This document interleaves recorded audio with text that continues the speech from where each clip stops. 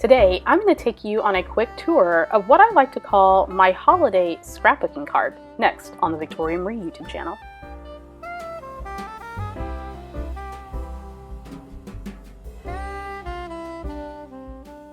Welcome back to the Victoria Marie YouTube channel, where I feature all things scrapbooking and crafting. If that's something you like, make sure you hit the subscribe button. When you do, click the bell indicator. That way you'll be notified each and every time a new video is posted. Today I'm going to take you on a tour of what I like to call my holiday scrapbooking cart. With everything that's going on right now with COVID and political unrest and all kinds of stuff, I wanted something bright and cheery in my scrapbooking room as I'm preparing for my holiday projects. So I decided to run to my local Michael's, pick up a cart to create a holiday cart. Let me show you what's involved here. So I purchased this 3-tier cart from Michael's because I wanted something to house all of my holiday items that I'll be using throughout the season. And the top tier, I have 3 of my December daily albums. That's my preferred project to work on this time of year. Notice I have my 2019 and 2018 because those albums are not finished yet. I also have my new 2020 album from Ali Edwards, the Black and Gold album. Also, to the right-hand side of my albums, I have a 3-tiered letter organizer, and I purchased this from Tuesday Morning many years ago. Inside of this 3-tiered letter organizer, I have all of my embellishments from chipboard to stamps, mainly Ali Edwards for December Daily. I have some LE Studio from a previous project, as well as my new December Daily planner that I'll be using as I'm planning my project, a large stamp set. I also have some extra page protectors that I needed for not only this project, but other Ali Edwards projects that I'm working on. I also have a place for all my tags and stickers, particularly label stickers. I have some new ones, and check out these old ones from years ago. I still have those in my stash. I also have some tags and such. All of these elements mainly are from my stash from last year or the previous year for December Daily, or some product I was using for LE Studio, but I have my new product that I got from Ali Edwards incorporated here as well. So this is a space not only for new items, but for my older items as well. On the second tier, I have these galvanized tins that I purchased from Michael's last year, maybe a year or two ago. In the first little bin, I have some numbers that I'll use to date my pages in my December Daily album. If you're not familiar with December Daily, I'm going to leave a link in the description where you can learn more. And this next one, I have some metal tags, metal rim tags that I'm going to keep there, as well as some other hardware that I'll use for my project, and some wooden tags that I'm going to use in my album. To that, I have this little condiments container here. I got that from the Dollar Tree several years ago because I was using it for a holiday dinner I was hosting. And I like to hang on to these organizers, or these trays rather, because you can use them as organizers for small embellishments. So you can see I have some chipboard.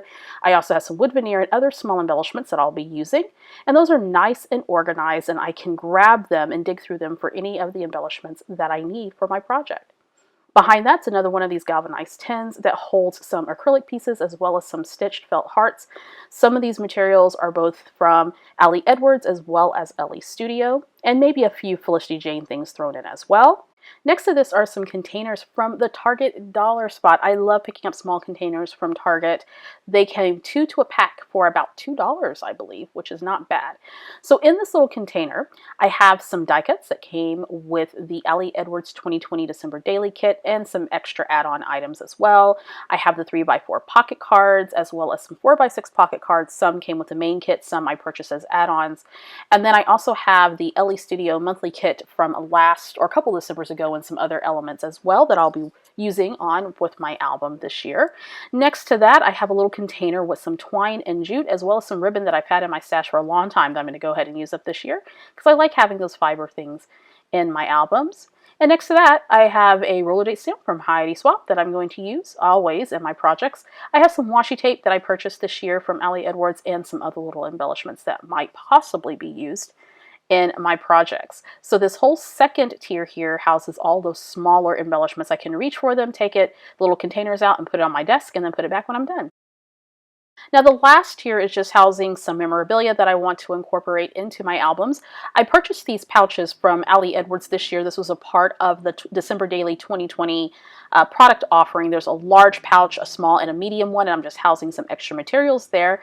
I also have some Starbucks cups from the past year. I like to use this as fodder in my albums, and you'll see that coming up real soon. And then I also like to keep the packaging that the Ali Edwards December Daily kits come in. The main kit comes comes in these packages and the designs change year to year.